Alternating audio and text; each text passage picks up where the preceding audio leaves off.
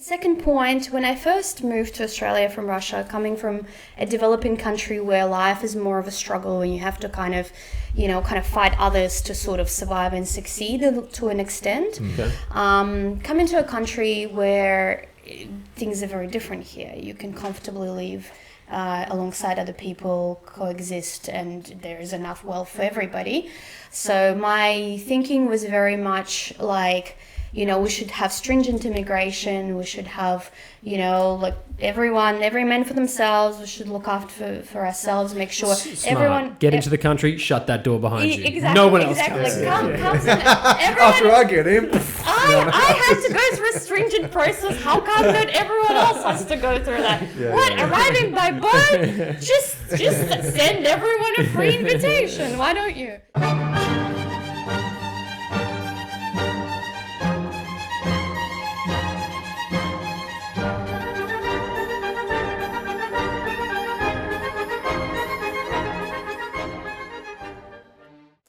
Hello and welcome to Blokes in a Cave, a vaguely philosophical podcast hosted by me, Carlton Sin, a traditional Catholic, university graduate and member of Blueprint Social. Joining me always is Cameron, my good friend, the resident fashionista, philosophy expert and Oxley's most eligible bachelor. Yeah, I was downgraded from last week. Someone else took over my spot for one session and then I'm back. Oh no. He's back. Yeah. He's back. And for the first time, we have a female in the cave. Woo! A non-bloke in the cave. Got past security. We've got Polina Radchenko, business owner, entrepreneur, and interior designer. Polina, thanks for joining us in the cave. I am so honoured to be the first female in this lovely cave environment. It's just a magnificently well-lit cave. No and well decorated. Decorated. Not bad. We cleaned it up for you. Yeah, for a cave, I love it. Not too shabby at all. I think for me, I think it's always funny, like the first female in the cave is pretty big because these days it's all about celebrating that kind of, first equality. Do you know what I mean? I never thought about it, and maybe it's just because I'm a guy. It never struck me as I never thought I'll be the first white guy with brown hair to do a podcast. There's not that many of them. There's hardly any. Said no one ever. No. But it's cool. We got a lady in the cave. Yeah. Didn't think it would happen, but it happened. Do we call this episode Two Blokes, One Woman in a Cave? Or is it just 2.5? 2.5. I don't know how you managed to do that. To the three people in the cave. We completely ruined the title. Tight squeeze in the cave. Yeah, no, it's pretty. It's quite warm in here too. Actually, we're so far in the cave. Just wait till the conversation starts. Woo! Oh, God. Well, today we're going to have a crack at MAID, which is medical assistance in dying. The overarching ethical and philosophical belief that underpin this idea that we should have a government-funded program to kill people. Right. And that obviously makes it sound pretty horrible. You've done a good job of summarising. Are you for it? It sounds. No. I might have given away the game here. Yeah. But no, there obviously are some people who will make reasonable enough arguments on a materialistic level that this is a valid program that should be judged on its merits, and it has a space in society that we can sort of debate about what role it has and how big a slice it should have. But there is... not me, obviously, but there are people that would make the argument that it should be there. And I think those are reasonably compelling arguments, and hopefully we'll have a few of those today. So did you have any initial thoughts before we jump in? Not anything more than you've just already summarised quite succinctly. Cameron, my man. Paulina, what do you think? I'm in the same boat. It'd be good to get the conversation started because I think there are some thoughts, and I think we had a quick chat about it before, and we might not be fully 100% on the same page there. So it'd be nice to kind of see where we go with that. Okay, good. Yeah. All right. I guess the first point would be, do you think the government should have a role in assisting people in dying? Is that to me? Well, I'm going to throw it to you. You are the resident philosophical expert. So do you think there... As you understand the role of government in society, do you think this is a space that there should be regulation? Because as far as I am aware, and producer Brenos can check, I'm pretty sure suicide is not just, it's morally wrong in Catholic circles. Right. I think it's actually like illegal. I think it's illegal. Yeah, it's I vaguely illegal, recall yeah. that. We're going to get blasted if that's not the case. That's, Like, that's okay. That's what Brendan's for. He'll edit Yeah. that right out. But I'm pretty sure it is. I'm pretty sure it is illegal. yeah, which seems It funny. seems a bit funny, yeah, but because it's not. It's just like, yeah, it's a funny situation. But do you think there is a space for the government to encroach in this area? My first instinct after doing a small amount of thinking on this is like I think they already do, and I don't think you have like a real vague choice. They're going to have a somewhat role in it, regardless of what's going on. Be it like via pain meds, via some sort of thing, because the word assist is quite vague. So they're going to be there assisting, regardless be it a nurse or a doctor. They're doing something. This is an assisting. You could go. Assisting in. I'm picking on dying. words, but yeah, You're talking about yeah. like palliative care. Are you drawing Yeah, like assisting parallels to in dying. You don't just like get chucked at the curb and go off you go. Basically. Pretty sure a lot of this MAID stuff is like we'll hook you up and then like lethal injection style. Like Right. You push the button. Yeah. We'll give you the cocktail and you don't. Wake I think up. that is vaguely what it is. It's yes. pretty. Yeah. That's like it's rough to think about. Do you know It is a bit rough. What do you think, Paulina? From the small amount You're of more reading, sensible than us. questionable. From the small amount of reading that I've done, I understand that Australia is like the more regulated country and has more regulation around this than other countries. Also, obviously, with my cultural background, come from Russia, there is a bit of a different, I guess, freedoms are perceived in slightly different ways than here. So in some ways, in Russia, I guess you have more freedom in some areas, but less freedom in others. So I think for someone, I guess, who's seen both, I can appreciate on one hand having the freedom to make the choice, whatever the choice might be, because it's my life. Why can't I have the freedom to choose what I want for me and for my life? But obviously, on the other hand, where like how it can go wrong in different ways, and that could be potentially taken advantage of and whatnot, and also not have enough guidance, not having enough, I guess, maybe friendships or support in your life to think that you have to have or make that choice that is like really the last choice that you make. You would hope so, yeah. Yeah, so kind of sort of looking at that and understanding why government might want to help prevent that sort of thing from happening. And also, I guess, the roles that, I guess, community and your family and network plays in Australia compared to, I guess, what I've seen back home. So that comes into play, I think, as well. But these are sort of my, like, I don't have a clear black and white view on this in terms of, the government's role. But I guess appreciate it from those sort of perspectives that I've noted, yeah. Okay. Well, quite good. Well, this is why we got her here. Did you mention where you're from? You're from... So I'm were you born in... part Russian, part Ukrainian. Great. So not quite the right maybe podcast to have me on because there were other topics. There could be more. There could be be others. a real- heated discussion we could have had. There's a but, real tease of another topic there going on. Could you imagine Thanksgiving, eh? Just half the family's very thankful for the other half Thanksgiving. coming over. yeah, The Pilgrims came to what Ukraine. Thanksgiving? No, I was going to say, could you imagine a scenario where you have a Thanksgiving, and this is a horrible joke because I'm making it, but you have half a Russian, half Ukrainian family, and the Ukrainians are hosting, like, thanks for coming over, Russia. Something like that. Because they're invading the country. Come on, it's Yeah, just... I get it. I get it. That was quite funny. We don't have a word for this. Humour. Thanks. No, just kidding. Fair enough. Anyway, what was your question originally? Should the government assist people in dying? Oh no, not that question. Not that question. Where are you from? Because I think producer Brendos, he wanted to make sure we got, because we're talking a little bit cultural differences. Obviously, it's pretty well established. That's true, Cameron and I are like Northern European English. We're really coming from the same place. Yes. We're not Okay. exactly the most diverse group of white guys, so we're That's we're fair. pretty straight up and down.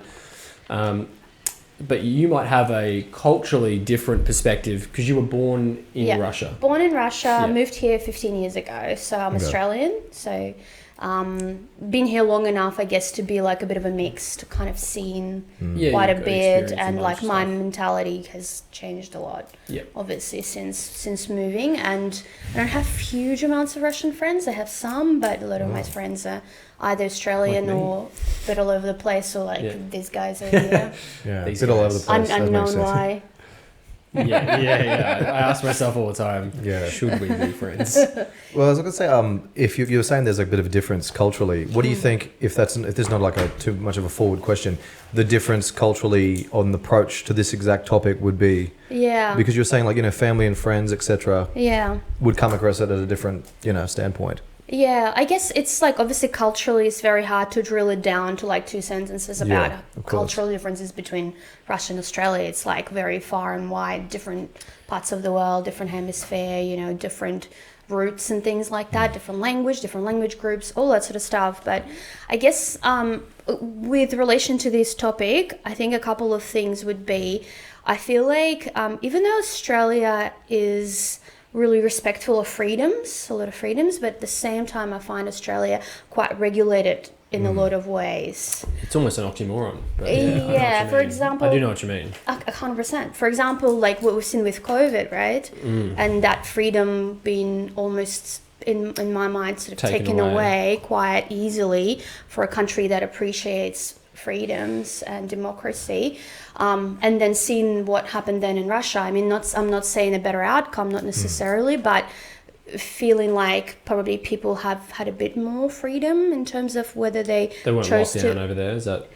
Not lockdown, but also in terms of whether you vaccinate or not vaccinate. Gotcha. It wasn't quite the hot. Yeah. You're saying the government didn't regulate what the people did. It didn't enforce it. Which is actually relatively interesting because you It is often very think interesting. like the Russian government's heavy-handed approach to life, and then you're like over here in the West we're so libertine and free, and you're like make sure you put your mask on and get indoors. You're like, yes, absolutely, 100%. no worries. It's just it's actually kind of funny. I do think that is an ironic, like we're over here Always. championing the freedoms. Yeah, I think don't know. it's It's interesting. the balance much so. between what my freedom is and how does it affect others. Gotcha. So I think in Australia you're not just sort of like respectful of your own personal freedoms, but you're also very sort of how your behavior affects other people. That's also quite regulated. So you can do whatever you want, but as at the time or as soon as your behavior starts affecting other people, that's when the regulation then comes in a bit heavier, I think. I'd agree. Like, I think on a whole lot of people from somewhere else come to Australia and think it's a bit of a nanny state. And we're very big on like introducing a law. Like if there's a problem, someone goes, oh, there's something here that's not very good. Let's introduce law. And it sort of like comes in pretty fast and everyone goes, yes. And it's like, you know what I mean? It's We have solved the problem. Yeah, there's more fines or something. Yeah, I don't know. We're pretty big on that. Yeah. And it's really interesting. I think we talked about in a previous podcast, when you do sort of these cultural studies, there's all those basic theories where it's like they're on a spectrum. One's more individual, one's more sort of communitarian or culturally based in their own community. And then they put all of these different countries on a spectrum, but it doesn't really work in all ways. Like we might be more individualistic in some respects, like, like for the human, the individual, but then in some other ways it's like, no, get out of here. And What do you think completely. Do you know what I mean? America? Yeah. Come on. And that might be like a little bit of a diversion from this particular point. Yes, it is. But no, but I want to support what you're saying in terms of like, I feel like I've seen this happen. Like, there would be no rule for something, and then something stupid would happen, and then now there is a rule against it. And I find that like common sense is not something like you can put a whole bunch of rules in place, but then you can't still safeguard from stupid behavior, and in some respect, like Australia is a pretty safe country, Actually, it's a very safe country. Yeah, like, government really. looks after you, so you can kind of go through life, feeling quite, safe. And but some other countries are a bit rougher. You really have to like be quite tenacious, use your head because the government doesn't sort of look after you as well, doesn't protect you. So there's a lot like common sense. Maybe it's just maybe some ways is a little bit more prevalent. We do have a pretty like epic. Like Australia is a pretty. Like, it's just we're not really close to anyone. We have a lot of like resources, and we're pretty much like, hey, we're just here to trade and be chill. Like too far away to be like, I really hate what they're doing. Yeah. All the way over there, like whatever. Like no one really seems like what world leaders up there like, you know what, these Australians, they just really grinding my gears. So we kind of fly under the radar a little bit, and we are quite a wealthy, very prosperous, kind of culturally Anglo society, which is it's a good thing. Like we have a lot of structure and order and cohesion, which is good, which I think is a good thing. So when you come here, it's like, oh, this is pretty cool. It's a uniquely cool place because we are so isolated, but we're also involved in trade, obviously, around the world, and we're, what do they call it, first world country, but we're just isolated from all the issues that would typically. Yeah, we've got a lot of stuff going for us. We do have a lot of natural, which is cool. But anyway, those interesting points aside, the role of the government in killing people. Yeah, you should answer that question on the podcast right now. To talking about. Well, when you said, I was thinking about it just before. Like we said, the role of the government. I know what you're saying, but I sort of feel like it's more like the role of the medical sort of. It would run contrary to the Hippocratic Oath. Yeah. I don't know how you square the circle of like, we're here to help you live by killing you. Like, it seems like a hard, if you're a doctor and you take the oath, which is obviously the ancient Greek, maybe the first physician. Do they actually do that anymore? I'm not really sure. I think they do. Do they? Okay. Pretty sure Brennan can double check, but I'm pretty sure you do take the Hippocratic Oath, and they have amended it slightly to include some other stuff, modern things. But how could you potentially get from we're taking an oath to serve and support and like basically keep people alive at all costs to we think you should explore the option of ending your life? That seems like quite a 180. Prove me, I might be wrong here, but I do believe that that's not the option, like the first option that's offered. So no, I don't think doctors are walking into like, Cameron, you got a sore knee, dear. Have you considered dying?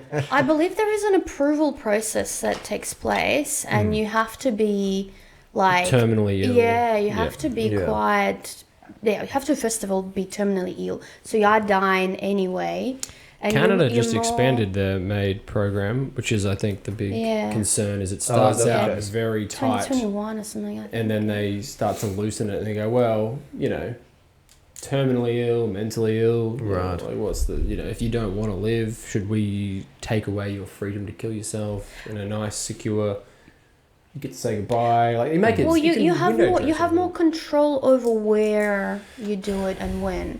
So if you're terminally ill, and you know that it's happening, at least that's how it stands in Australia, I believe. If you're definitely dying, and you just have a bit more control over like who is around you, and when you do it, and if you're suffering and whatnot. I guess I do feel like the point of all laws, so the point of all laws is to build upon the previous law. That is the purpose of having like case law and precedent. I think there's another cool legal word that it's escaping me right now. But that is the common law or something. No. I mean, it's like a legal term similar to precedent. It's like we have this law, so then logically we can go the next law that we need to kind of fit in this Jenga tower as we build up. So hundreds of years ago we had far fewer laws, but we had far fewer things. Like you'd need a law about pool fences because no one had a pool in their backyard. Do you know what I mean? So you wouldn't need a law for that. So as things evolve, like you build upon other laws. And in Australia, we're obviously a bit of a nanny state, so we think, how do we protect things? We make them laws. So there is, to my mind at least, the slippery slope is not like some fallacy or some illogical, incoherent argument to say, like, if we do establish in Australian law that the government, through the medical system, will assist people who are terminally ill in ending their lives, I think it's a pretty fair assumption to make that in 5 years' time, that very narrow and well-regulated, maybe even well-intentioned law will be built upon with like, okay, that's fine, but what if you're not terminally ill, but you just have chronic illness, like chronic pain and chronic loneliness, or you just feel crap and you don't want to live, but you don't want to kill yourself because it's, it'd be rough on your family. But if you're going to go into this MAID, it's a clean, it's sort of clinical, you can have your family there. Like, it just has a much nicer, like, it's just a bit nicer. Like, it kind of dresses up suicide essentially and goes, okay, sort of killing yourself, and that's very traumatic. obviously it's horrible to see that ever happen, in my opinion. But if you dress it up a little bit like, hey, you know, Max has had a rough life and he's really down in the dumps and he's super depressed, but you guys are his family and he wants to end his life in this sort of more peaceful control, maybe that's a good thing. And I can see the arguments from people that are proponents of MAID already, as they're happening in countries like Canada that are also in the kind of Commonwealth realm. In England, I know they're talking about, I think I mentioned last week, like the elimination of suffering as an obstacle that humans face. And I just wonder if we open the door to, we can help you end your life. Where does that end? And to what end? I've got a couple questions that I'll ask a bit later that I think are pretty good. But like, just as a kind of response to that, do you think there is any scope for MAID being abused or being expanded to the point where we go, maybe we should have, is it possible to keep super tight regulation on something like this? Or is it naturally going to get a little bit looser and laxer as time goes on? I think it's important to have those conversations now, obviously. Same with, driverless cars, How do we, it's important that we start talking about, if there are some ethical dilemmas that come about, how do we, deal with them? Which direction do we take? I feel like it's important to have those conversations, but I feel, not letting something happen because we're worried that it might have some complications in the future. Since it hasn't happened yet, like, should we not, should that not be allowed to happen now just because of concern of something that may or may not happen in the future?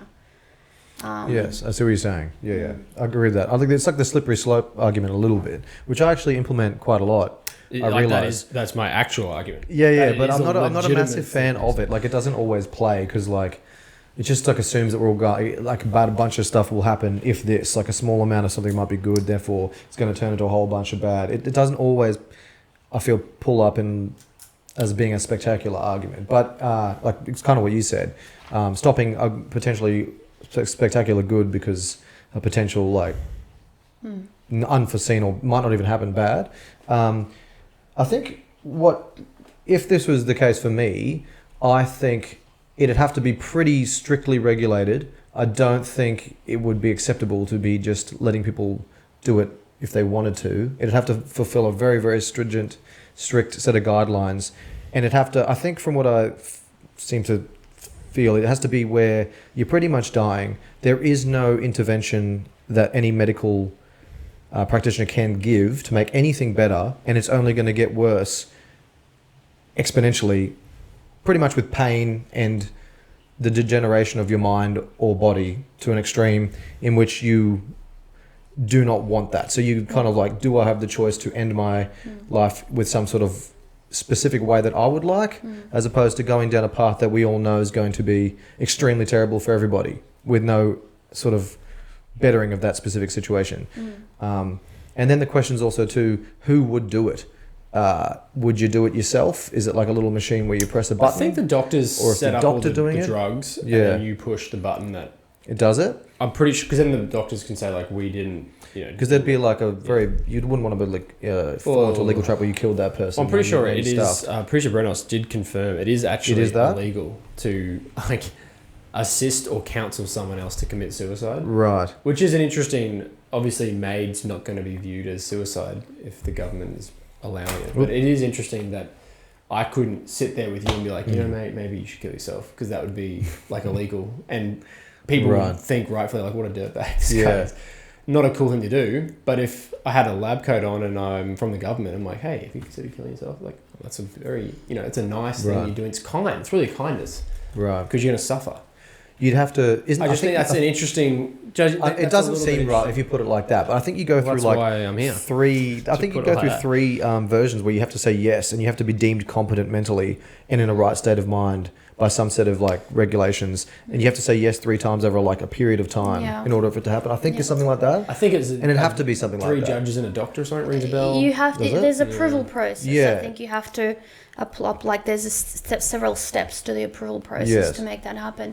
But I'm so curious that you're saying that, because again, like from Both. Well, you Carlton pretty especially. black and white, to be honest with you. But yeah, I noticed that. For someone like again, for coming from a country that's very democratized, right? Like democracy is important, freedom, rights. You should wait for the episode where I don't like democracy. Okay, yeah, I should that, hang yeah. out for that one. No, it'll be good. But I'm saying like it's like at the end of the day, your life is your choice, right? So I feel like it's maybe treating the symptoms rather than the cause. So you're saying, all right, someone can be as miserable as you like, but they're not allowed to end their life or get any assistance with ending your life. What about all the counseling we can give a person up to that point to make sure that their head is in the right space and they're actually happy, they actually have the resources and the people around them who make their life more fulfilled, you know, and more meaningful, so that they don't feel like they have to resort to this program, you know. But I feel like, you know, when they talk about prisons and prison camps and things like that, if you ever read the book by Victor... Gulag Archipelago? What's that? Gulag Archipelago? No. The meaning, the book about the meaning of life, essentially. Shakespeare. Survivor of the Holocaust. Oh, okay, yeah. Victor, can't remember the name of the book. Maybe Brendan will pop it up. Will help us out. Not to go on there, by the way. Survive the Holocaust. Anyway, all right, go find it. It's a very, very well-known book. You would know him. Anyway, so he's talking about, other prisoners there, and that there was a certain point at which people would check out. Right. Like that they would have their routine, you know, they would have their things, and even though it was horrific circumstances where they would go through the motions, they would do the things, and then one day they would just have no reason to live. Right. Like they would just not eat, they would not... do anything. The spirit is broken, sort of thing. Right. And I feel like if someone's chosen this kind of end, they've got to be at the Pretty point. dark place. They've got to be at the point of almost no return. And then why do death is no return, so they are at the point of no return. Yeah, so why would we keep them hanging on if they're like so ready to let go? Why can't we intervene early, give them the counseling, give them some sort of, volunteering role or something that they can do maybe, unless they're completely immobile and, can't just... if you're already at the point where they just can't live a normal life, they just have no... they're not enjoying it at any rate at all. So then why shouldn't they be allowed to make the choice that they need to make? You know what I mean? I think that's interesting.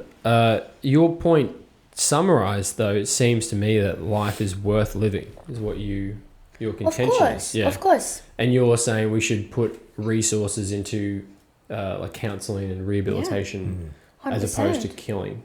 Which I think that's my point. That's a great idea. We should definitely... Not as opposed to... So it's just another option. Well, I think we should definitely concentrate our efforts there. But should the person be at the point of no return, they should be allowed to make the decision for their life.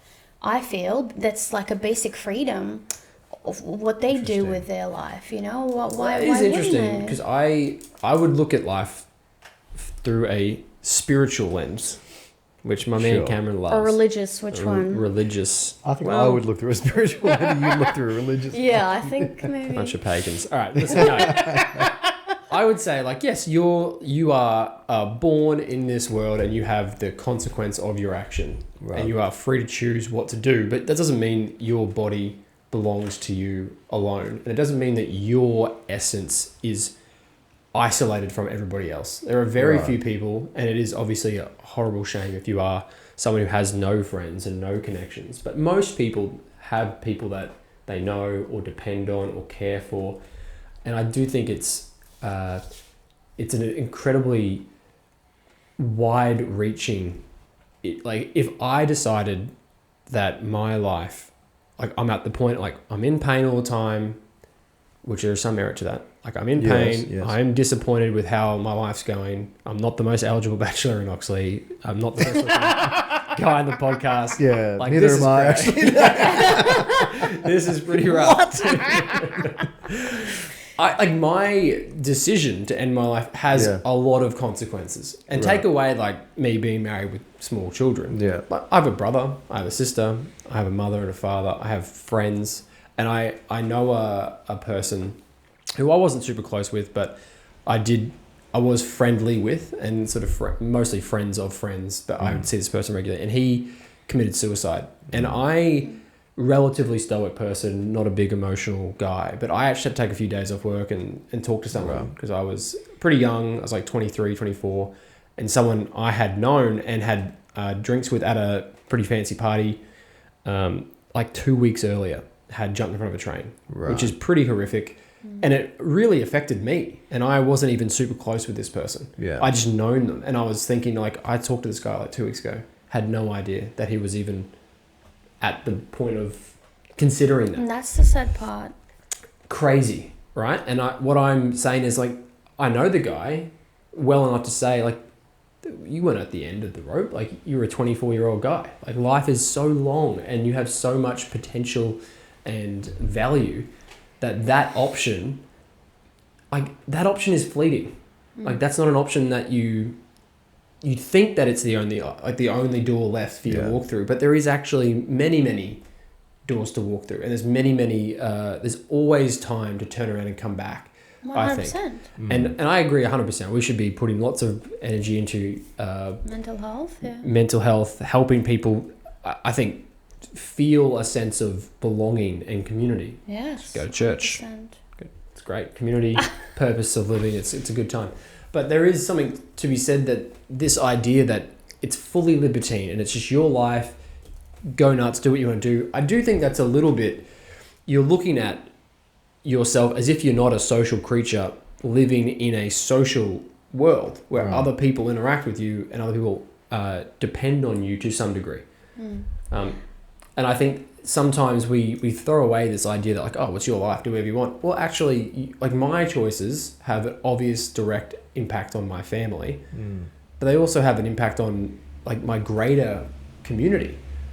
And I think that's important to consider as well. And just one last point, I'll let you guys go. So I'm kind of waxing on here. The idea that we live in this big society and that we're all expected to pull our weight and help out, and that's why we pay taxes and we have community groups and volunteers and things like that. That's all well and good because we all buy into the social contract. Oh, you hate that though. Listen to me. I'm sure we talked about this previously, but I know what you mean. I agree. Yeah. Okay. So we're all a part of this. Yep. Okay. And yeah, I really just feel like it's not, we can't just choose to do whatever we want because it suits us and we're free to do it. Like, we can't just take a wee at the bus stop because we want to. Like, that's not how we all kind of acknowledge like, hey, there's bathrooms. Just because you're free to make a decision doesn't mean you should or you can. Like, it's illegal, obviously. But like, that's one of those things that we don't let you drink in public. Like, that's not, you can't just buy a 6-pack of beers and just smash them at the park because we have an agreement like, hey, this is a family-friendly place. You don't want, Uncle Johnny just passed out at the barbecue. We want it to be for everybody, and I'm not sure that's in keeping. So many points. So many thoughts on that. Cameron, do you want to go? Do you want me to go? Because you go. I can't remember. That's how I debate Cameron. I just overload him with points, and he can't address them all. Go on. Well, I think the first thing that people will be thinking that they're listening to this is that you're putting two things that are ultimately quite different in one basket: suicide and medical assisted dying process. So they do very different things, that people that are doing maybe similar from the outside things, but for very different reasons. And, that I think they're not the same thing. You think they're different? I think they are different because people that are committing suicide a lot of the time, full of potential, there's, a bunch of things going on, they're not on the road to death already, They essentially have a life ahead of them. They have choices. They can walk multiple paths. However, people that seek MAID, they are essentially, they know where the road is going to go. They know where it's going to lead. We're all going to die, Paulina. But they're also very uncomfortable in the process, And I don't know. I don't know about you, but I've never been this uncomfortable this in much in pain that I wanted for it to end, you know. And yes, maybe they have family, friends, and people like that in their life, but they might be in a situation where they don't have those people, and maybe they feel like they just no one else they can aid. And look, that's just one point. You know, we can delve into the other thing that you said, but this is just one thing I wanted to say, that, you know, you seem to relate to those two things as if they're the same thing, but I feel like they're ultimately different things, and we can look at them in different, you know, from different perspectives. So same outcome though, like it's the same outcome. You are choosing to end your own life. But the reasons for it, you arguing the reasons for choosing MAID are different to the reasons for choosing suicide, even though the end result is you have decided to end your life. We would agree on the outcome. Well, essentially, it's not exactly the same, but yes, it's essentially my point that they're different situations to start with. You know, they're similar potentially outcomes, but very different sort of reasoning and life situations for those people. Definitely, I think that's a pretty good summary, because I think that is maybe the argument. You're saying that they're not different; they are effectively the same. And I think there's nuance in which maybe we might both argue something slightly different that changes the opinion. I'll run through a couple of the points that are. Is that okay? 'Cause So number one, beers in the park. 100% think you should be able to do that. I actually do. I think that's nonsense. Like being super drunk in the park, that's not acceptable. There's the nuance in that one. That's my opinion. That was just an example. I know. But I'm happy enough to if you have a beer in the park. But my point. Okay, cool. All right. I know. Sorry, I'm picking on that, but no worries. In case you haven't noticed, Cameron loves a beer. I have something to add on that after you. Okay. But you think we all love stage, your body is not yours. You got I think you were making the point that you got like a wider responsibility to other people. Yeah. 100% think you have a wider responsibility to other people, and there's definitely a social contract. However, not sure if your body is yours. I think you can vaguely do almost whatever you want without. I mean, there's a different nuance there. I don't want to go on any other random arguments, but maybe your life is not yours. But like a specific body, you can kind of do whatever you want, I think. Would you, just for instance, do you think it would be okay if someone came up to you and said, hey, you're a doctor in this scenario, mate, I just want you to take off my left arm. And they go, oh, is your left arm, is it diseased? He goes, no, I just want you to amputate it. Yeah. And you'd say, all right, mate, jump on the table. I'll cut it off for you right now. No, probably not. You wouldn't do that. Unless you had some sort of phantom weird pain. Why wouldn't you do it? Well, there's because you recognise that it's like, sorry, mate, like I'm not cutting off your arm. Yeah. I know it's your body, but I'm not doing that. That's crazy. Because there's definitely wrong with you. They do that for plastic surgery. Yeah. They're trying to find out why. You do that though. They let you do some like some of these people with plastic surgery, they can't blink. You know. But they do have some rules around it. You know, they do have rules around it because if they feel like something is wrong mentally, you're not mentally sound, you're making some weird decisions. Well, definitely. And some people, there's a real subtle thing with that. You go, I want to eye lift. That's okay. But then some people I want 40,000 lifts to then look like a tiger or something, and they go, maybe hang on, what's the underlying why do you want to look like a tiger? Actually, that's going to make your life a little bit worse, especially when you get older. You're going to have pains all over your face, and potentially not a great idea. Can't feel anything. And we're going to put all this stuff in you that's going to maybe cause other problems. But this could be there's a net good there. There's not really a net good. As long as like you said, Hippocratic Oath, the doctor's supposed to be making your life better, minimizing pain and suffering from last week. Little throwback. Yeah, but the problem is, I mean, Brendos just chucked in a good point. Money talks. Some people and some surgeons around the world will do regardless, whatever you want, if you pay them enough cash. And there's an issue there, which is part of it. What was the other thing I was going to chuck on there? Yep. I have a little point while you're looking at that. Yeah, go for it. You mentioned about, beers in a park, right? We shouldn't allow people or should not allow it. I think there is a big argument so that we don't necessarily create rules for everything, but we're trying to educate people why it isn't a good idea. I'm pretty sure drinking in the park is a crime, though. I think that's actually... It isn't in Russia. Interesting rule, not in Russia. It only is illegal here.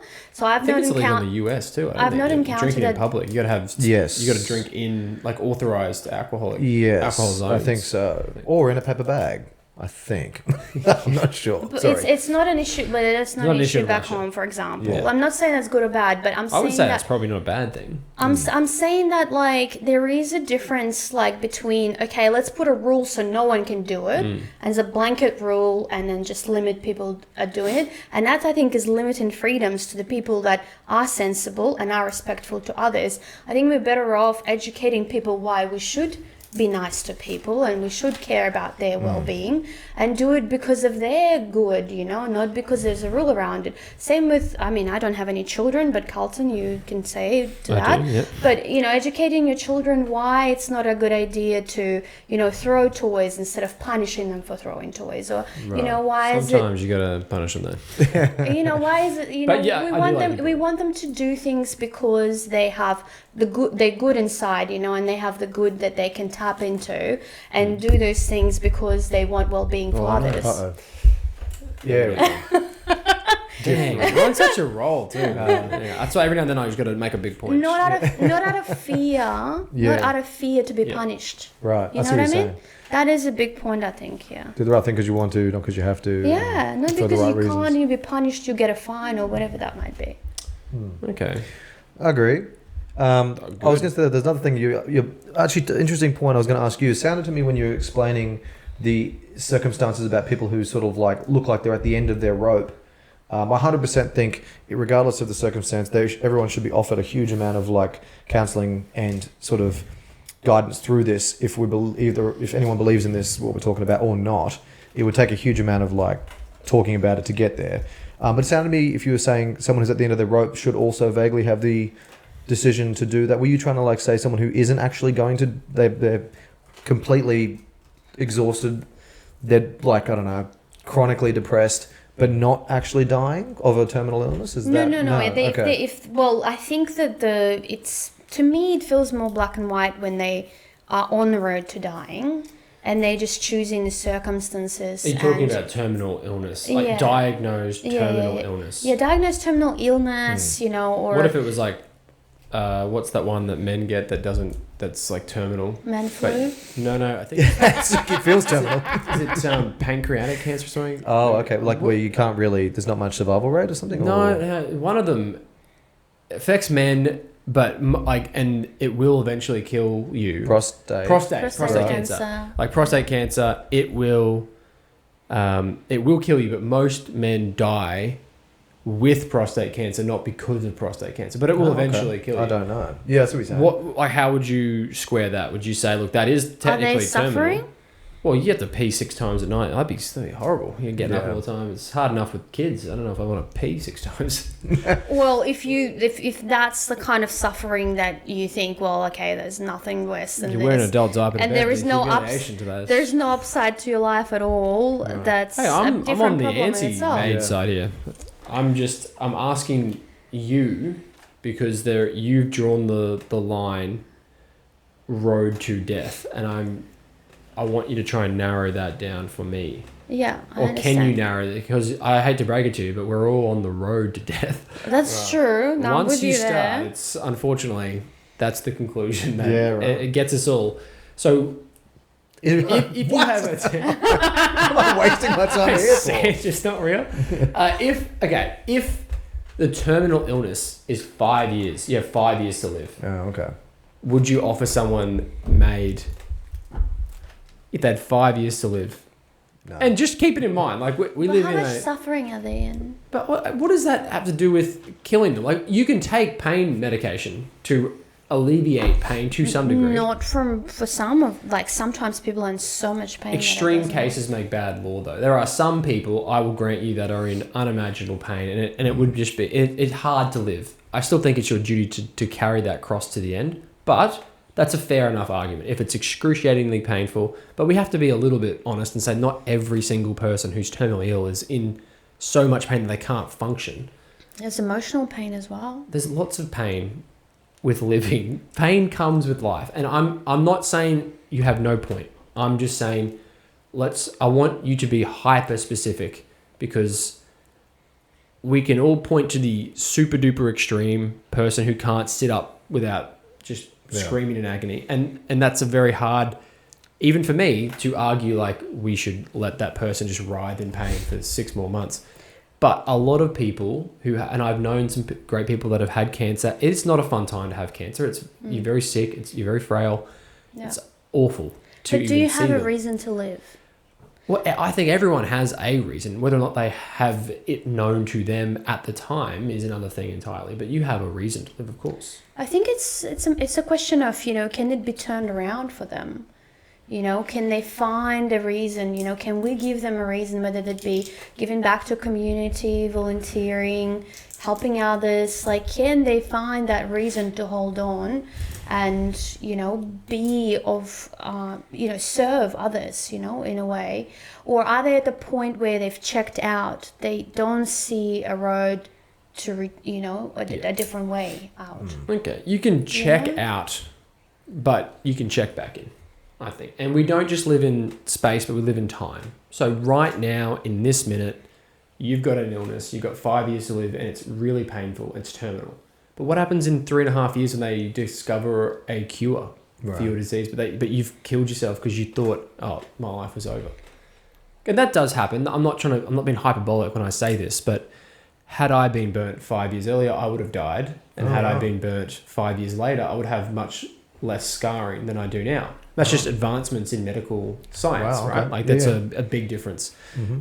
What that will do. I think now they've even got some really cool, like, Brennan can look this up actually. It's really, really interesting. They have like a fish scales that they put on burns for like actual fish? Actual like fishy stuff. Like it's like a gelatin. Told me that. Yeah. They put it on the burned area and it basically heals you. It's really, really cool. I don't know. I haven't been to hospital for a while, but I remember talking to my doctor, Professor Kimball, shout out, big guy, awesome guy.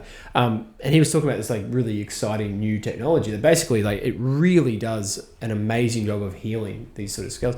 But my point broadly is we do live in time as well as space. So right now it sucks. Yeah. But you don't know what's going to happen in 3 years, 5 years, 10 years. Like you don't know like what could be done to cure you. Like if you were terminally ill and in excruciating pain and you did 6 months of that and you thought, man, I just want to die. Like this is so hard. I can't turn this around. There's nowhere to go. And then the 7th month comes and go, hey, we actually have this experimental treatment that we think might cure you or might take away your pain.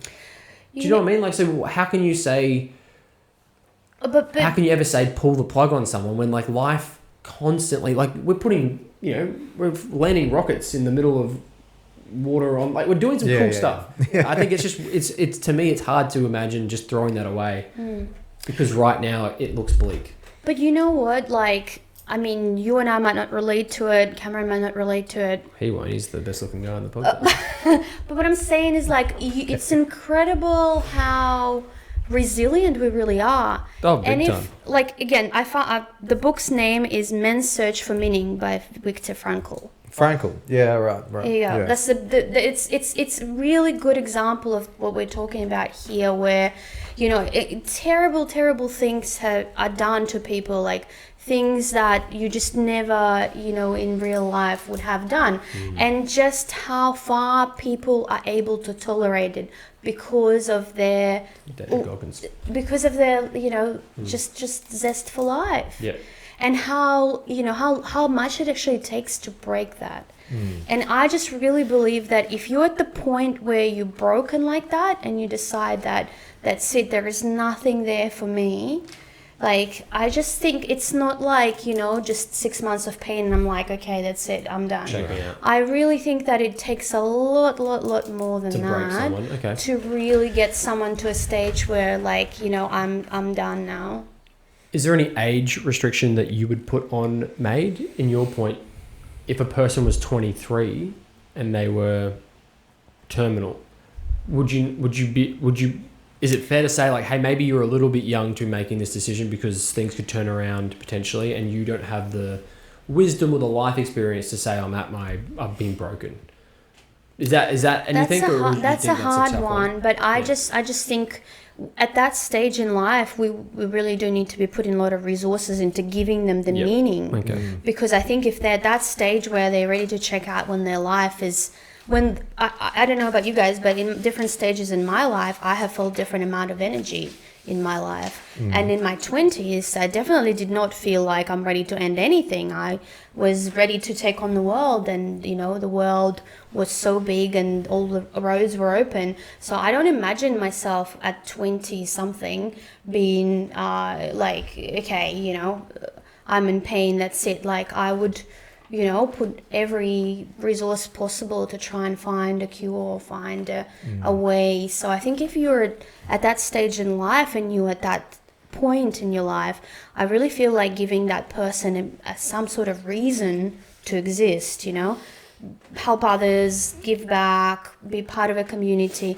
I think that would be the important thing there. I like that.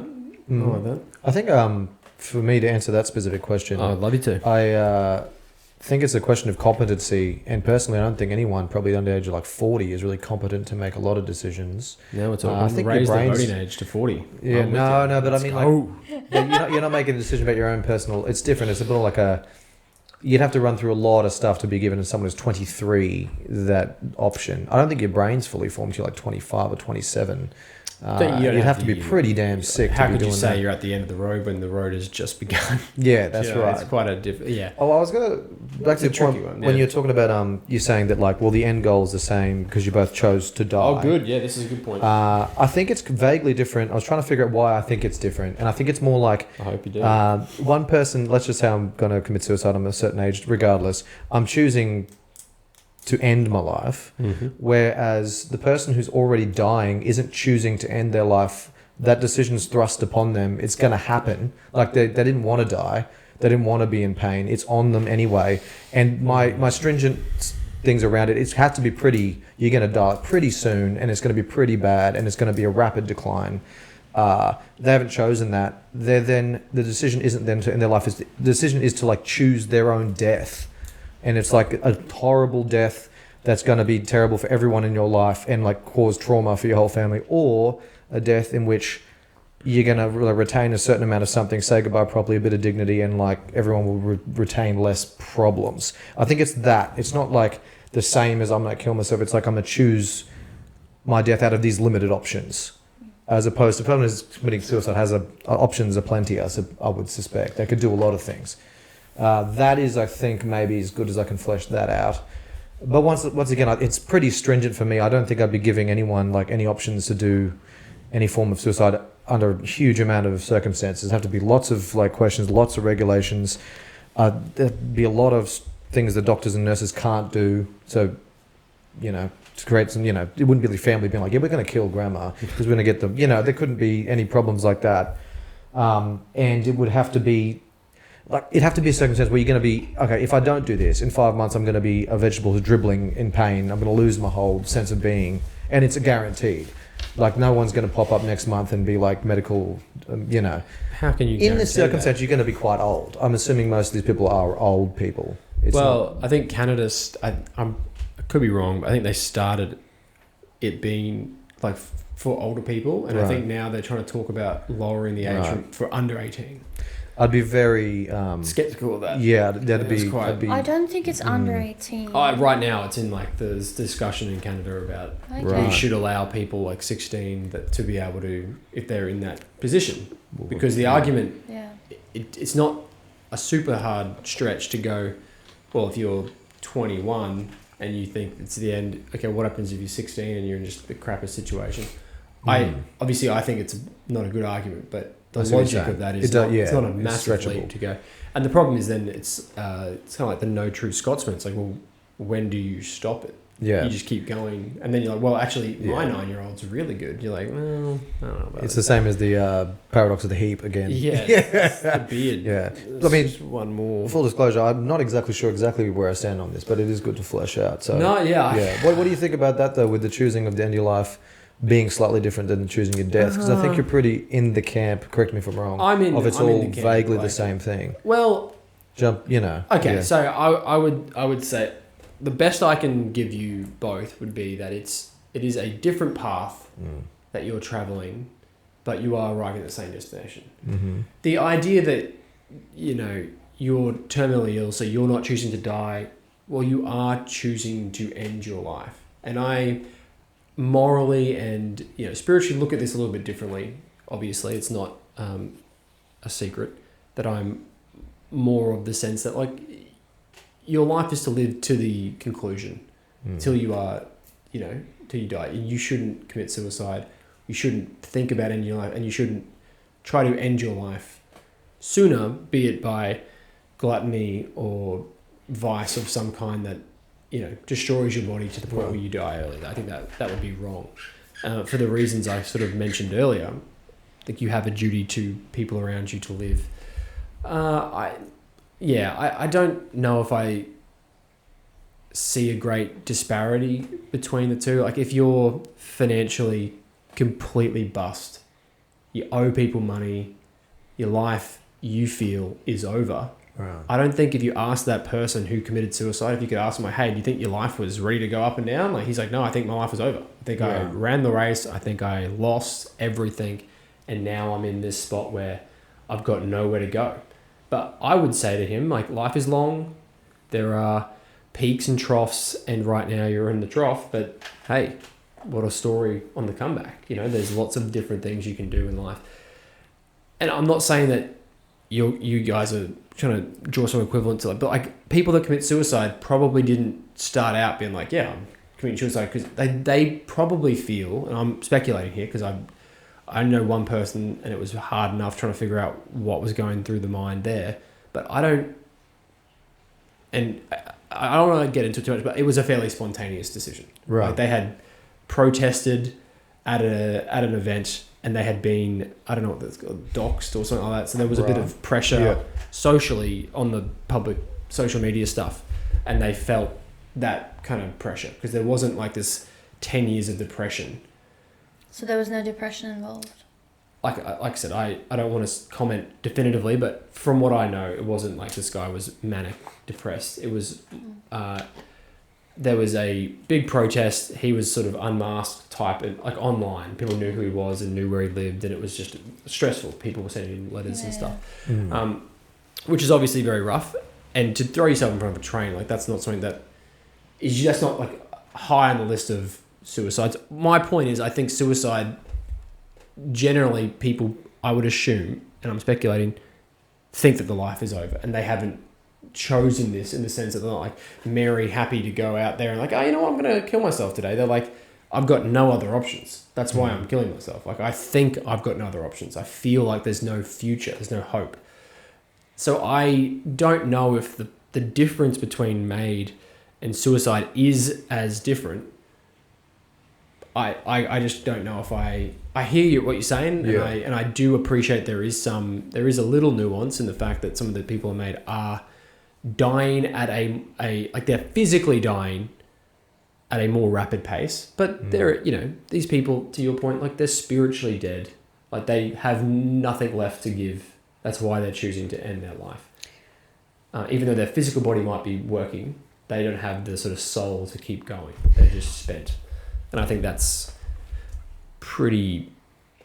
it's different, but I think that's quite similar to the MAID, in my opinion. I would like to talk on one of the things that you mentioned there about mental health and the role of other people around you. Sure. And the role of, your community and your family, your friends, your network in your life.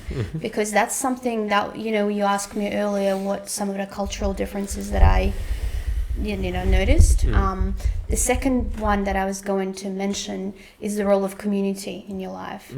So in some ways I find, the individualistic freedoms that are so great in the Western culture, they're also a bit of a detriment at the same time, because you feel, you don't feel yourself part of a community and a network quite the same way. And I feel that other people also tend to often prioritize their own freedoms over their role in other people's lives and people around them. And I think that that's one big thing, I've seen... That leads to isolation, do you think? Yes, definitely. It leads I can to understand that. isolation. And I've witnessed, I think in my first or second year when I first moved, in a close friendship circle, a falling out between friends that were friends for many years, out of a silly, really simple kind of, little thing, and then completely kind of the whole group diverging and just splitting up into two groups. Yep. And I felt Taking sides. So, yeah, taking sides and being so mature about the whole thing.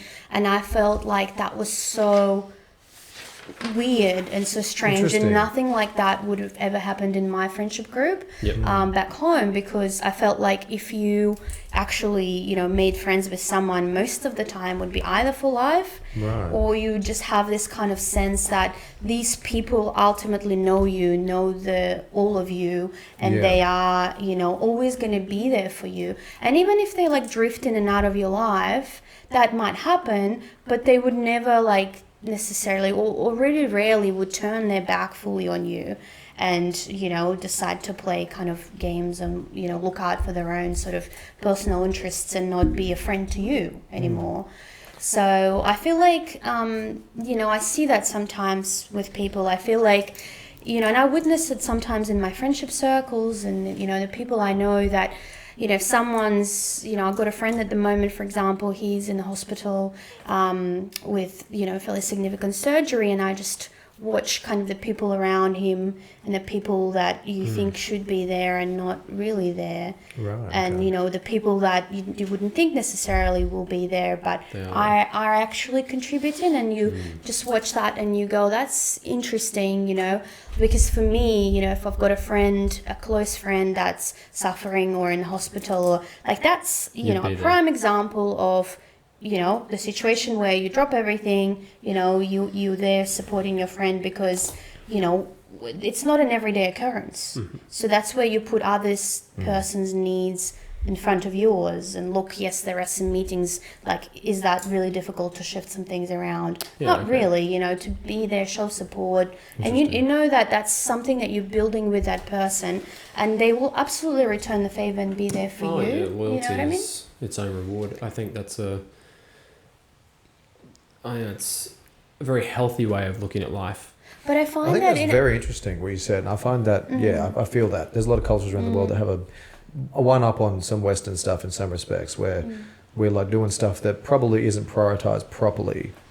Oh, definitely not. Yeah. You know, community. Well, individualism kind of pushes you to focus on yourself. Yeah, yourself, your family, your Nation. unit, and you know, from what you know, we know about philosophy, you know, and like the concentric circles of needs, and you know, the inner circle being, you know, me, then your family, then your community, then the world, and you know, most people you know, act on behalf of you and your family, but really, if we act on behalf of what's good for the universe, that's ultimately also good for us and our family. You know, I think that's where I think Western society has it very much like, got to look out for, you know, me and my own. Yeah, agreed. And there's also a subtext, I think, in specifically, I think, American stuff where look after yourself first, then you can help everybody else, like make yourself a better version of Like, everybody. put on your own seatbelt. Yeah, it's that, which is Oxygen good, but it's detrimental. And obviously, it can go reverse if you're looking too much after family and not looking after yourself. It can be obviously. There's a real interesting thing there, but I think that's super interesting. I kind of want to do one more question about the MAID stuff. Yeah, 100%. Just because I think we all went a little bit off. But That's okay. I think Paulina's solved MAID in the sense that we just got to get a bit of community and some real friends together, and you'll never want to end your life. So that's probably pretty good. Yeah. One thing I mentioned before, this was the most interesting point to me. If we say we allow MAID to happen in our society and it becomes normalized, people accept that when you get sick or old and in kind of chronic pain, you can take this option where you have a dignified goodbye and you end your life. I wonder what effect that will have on society looking at people who are like a burden, medically speaking. Like they just have chronic illnesses. They are someone, you know, people that go to the doctors often and regularly. If we normalize, like, I'm trying to put this without too much bias, but like if we normalize just killing people who are at a certain point in life, will that, I think that will change the way we look at people who are sick, that are older. Like, hey, you know, Terry, been to the chemist 3 times this week, like, what are you doing taking those asthma puffers off the kids? Yeah. Like, what's going on here? I'm not trying to be too silly, but Yeah. we live in Australia. We have a what we say socialized healthcare, where it's a single payer essentially. The government pays and we pay taxes for it. Mm-hmm. Although they're changing a little bit, but by and large, you go to the doctor, it's pretty much free. If our medical bills, as they have been, getting larger every year, is there a point in your mind where it might be like, well, hang on, we could save a lot of money if you're over 65 and you've got one of 15 illnesses. Maybe it's not the second thing we recommend, but maybe it's like, hey, maybe, do it for the team. Look out for your family, your bigger family, the world, our resources. Maybe, is there anything to that you think might potentially happen? Do you think we could be devaluing life to the point where we're just, what if you start seeing homeless people? You're like, hey, it's not dignified to live like that. Why don't you go out on a high? On a high. Yeah, you get, we'll clean you up, have a bath, have a nice meal, and then we'll send you on your way. Like, is there a point where you think it might go, hang on, this might get out of control? Because if we start to normalize, I just think the argument that it's dignified and nice, I'm like, we're talking about killing someone. And we're just pretending that it's this super nice thing we're doing. But why is that okay? And then people that are in just, to be homeless in Australia is very difficult with all the safety nets and security that the government provides. You kind of have to be pretty down on your luck. And I don't know if I've heard an argument from either of you that you couldn't kind of change slightly to make it apply for a homeless person. No, you have to be 100% dying with a huge amount of pain. I don't see how that could switch over. I feel like a lot of these homeless people, they're definitely. But you're talking about everyone dying slowly. That's listen, I don't think that really plays. I'd be willing to put money on right now. The average life expectancy for a homeless person is significantly shorter. Yeah. So but that that's is accelerated. Because that's like saying an 85-year-old odds are you're going to die next year more than me, therefore we better kill you now. That doesn't really play as a logical step. It's more like, as you're a homeless person, you might not live till 80, so we better kill you now. I don't know if there's a logical leap that plays. You don't think there's anything? I think there's a risk, but that's why I think the stuff has to be pretty stringent. It'd be a very small amount of circumstances for myself to be happy with it, I think. And it'd have to run through a whole bunch of steps. So almost as many months or as many people as possible you have to roll through before they're was ticked off by anyone. Okay. So the homeless person would, Do you think the attitude would shift to the point where? I really hope not. No, I understand right now you hope not, but 20 years of we're just killing everybody that's sick chronically and stringently, and then we start to think we running out of insulin or something. Right. We've got to start picking and choosing who gets it. I can see bad people taking advantage. You get people coming in and they want to start chopping away at Social Security or whatever. They start talking about austerity, or we're talking about politicians, and you don't have to be necessarily doing the most moral thing. You just have to be doing something that's popular enough. And I am actually concerned that if you start this, we're not that far away from going who's undesirable and sick, and why don't we put our arm around them and go, hey, come in for a nice cup of soup. And You're all doom and gloom, Carlton. All doom and gloom. I can't see. we are talking about killing people, and I'm on the side of not doing it, and I'm the doom and gloom guy. Yes, I'm you're doom not and gloom. into I have 2 points. Yeah, go on. I've got one point that some of these situations. Sorry. Yeah, right. Why am I the doom and gloom? I don't want to kill anyone. So I'm doom and gloom. I don't want to kill Yes, anyone. you're doom and gloom. I think in some of these very specific situations, I mean, I could be vaguely wrong on some of these, but in some of these situations, people are in so much pain, they actually end up loading them up on morphine, or they give them the button in which they can load themselves up anyway, and they end up die of that. In quite a lot of these situations in which this MAID thing So why would do we have even been need MAID there. if that's the No, case? but my point being, I supposedly, and I don't know enough, but from what I see, there's some of the deaths on morphine quite bad. You can it's not great. It's worse than what would have been. Do you know what I mean? So I how think do we know it's it's not. MAID? You can go Yeah, delirious. right. There's a whole bunch of stuff that's Some crazy not stuff spectacular going on in that. I realm. don't think death is usually good. I think it's bad no matter what. How do you make it pleasant? I think people are vaguely almost assisting the dying anyway in some circumstances with over medication of painkillers. I think some of this is kind of to like make that also better. Okay. But anyway, that was one extra point I wanted to chuck in there. I have 2 points. I'm Go. not sure. I'm not sure if they're exactly answering your question. Probably not. It's all right. But it's like just 2 points that I think on that topic. First of all, I think, what are we talking? 5-10 years. I think healthcare is going to become, things are going to become more affordable and more complicated. There's more Better, interesting, like better healthcare. better healthcare. Kind of like more saving people's lives. That might be Interesting terminally ill. procedures. That's my point. We're going to I'm all live about longer, so I reckon a lot Yeah. of that stuff, people are going to be dying less and less, essentially. That's my point.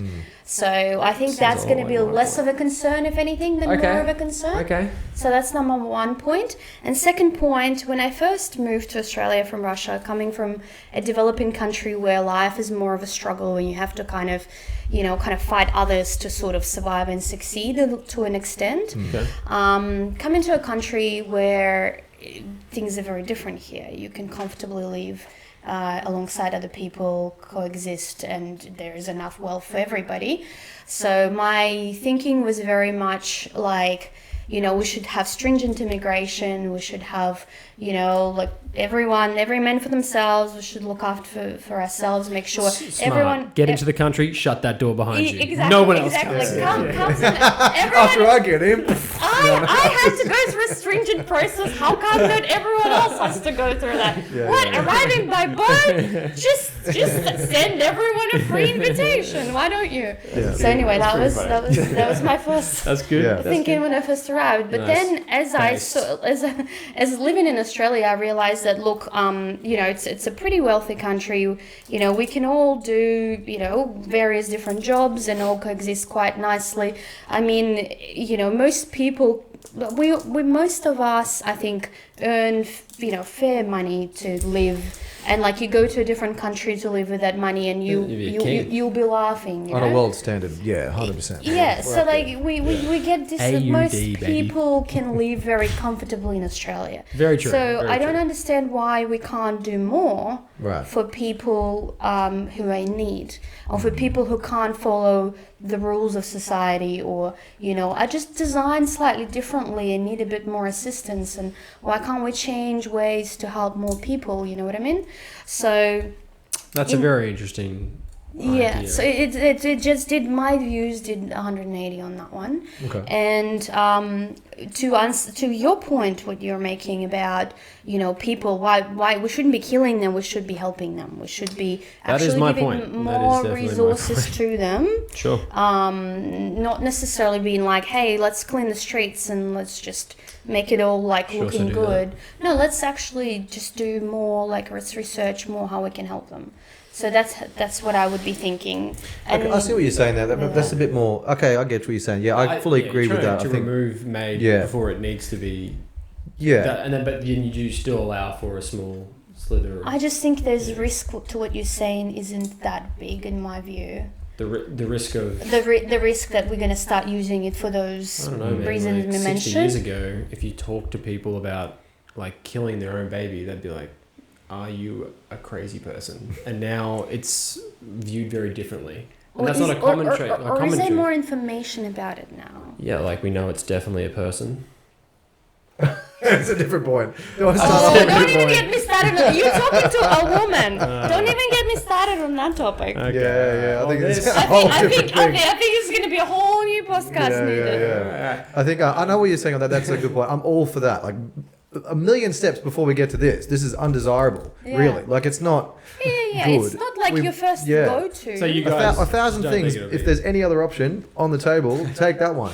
Like talking, Alright. counseling, some sort of therapy, Definitely some sort of talk. random Listen to content this inventing. podcast. Listen to this Put podcast. him on the You're podcast. all good. Put him on the podcast. Yeah, get in. Put your hand into the phone and you're healed. No. All right. Pretty good. Yeah. Thank you very much. This has been Two Blokes in a Cave And a lady. Paulina. And a lady, Blokes, yeah. 2.5 blokes. Appreciate it. 2.5? Excuse me. This guy's just falling Let's into get him traps. cut out, Brendan, please. 2.5. I think he's really talking about me though. Isn't he? Secretly, Cameron, no good. Well, it was 2 before, now it's 2.5. So Yeah, well- unless he's talking about Brendan. Hey, Brendan, big Not Brendan bad. out there. 3.7. Until next time. All See you right. later.